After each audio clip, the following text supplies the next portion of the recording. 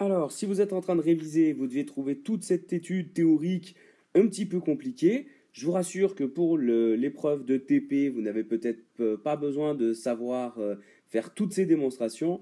En revanche, elles sont très importantes et ça vaut le coup de s'y attarder pour l'épreuve pratique. Donc voilà, même si vous êtes en train de réviser ces relations sont importantes pour l'épreuve théorique. Même si vous êtes en train de réviser la pratique, c'est peut-être intéressant de vous y attarder et d'essayer de bien comprendre les différentes étapes de manière à pouvoir les refaire le jour de l'écrit. Ce sera une bonne révision. Bon courage! Je voudrais rajouter un truc. Il y a une vidéo, il y a un tuto sur votre texte de TP, il y a un tutoriel pour expliquer comment marche le conductimètre. Voilà, ça vaut le coup d'aller jeter un petit coup d'œil.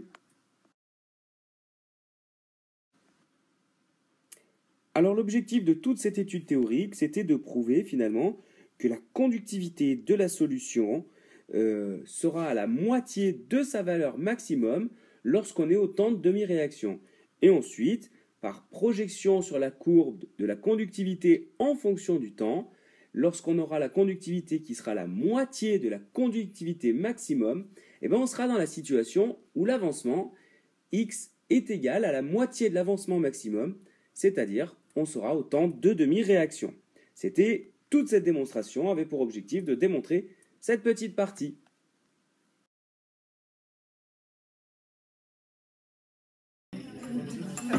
Bon alors, vous avez fait quoi là? Vous m'expliquez? On a pris une solution S2 de ça. S2, c'était de l'éthanol. De l'éthanol. On en prélève 5 ml et qu'on verse dans 200 ml d'eau.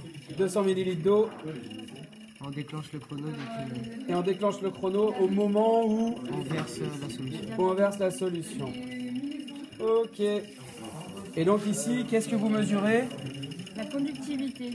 La conductivité. C'est à 255.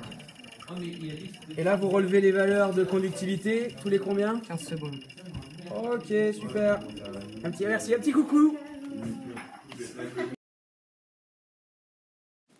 Donc c'est le groupe Pèlerin Vial Gradsol. Donc dans ce TP étude de la cinétique chimique de la synthèse du 2-méthylpropane de Hall, il fallait déterminer quel solvant était le plus rapide le plus efficace entre l'acétone et l'éthanol. Donc pour ça, on a testé 2 réactions d'hydrolyse avec les 2 solvants, donc S1 avec l'acétone et S2 avec l'éthanol, que nous avons fait réagir avec le 2-méthylpropane-2-zol. Ensuite, nous avons fait une analyse par conductimétrie. Donc, nous avons relevé les différentes valeurs à des temps différents. Nous avons tracé un graphique qui nous a permis de déterminer sigma max, puis sigma max sur 2. Et par projection graphique, nous avons trouvé T1,5. Donc pour la solution 1, T1,5 était de 45 secondes. Et pour la solution 2, T1,5 était de 50 secondes. Donc nous avons vu que la réaction est allée plus vite dans la solution 1. Donc l'acétone est plus efficace.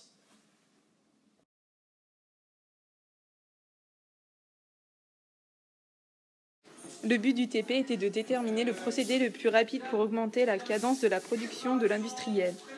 Après réalisation des expériences, on trouve un écart de durée inférieur à 10 minutes. On en conclut que l'industriel doit choisir le procédé le moins cher, qui est l'éthanol.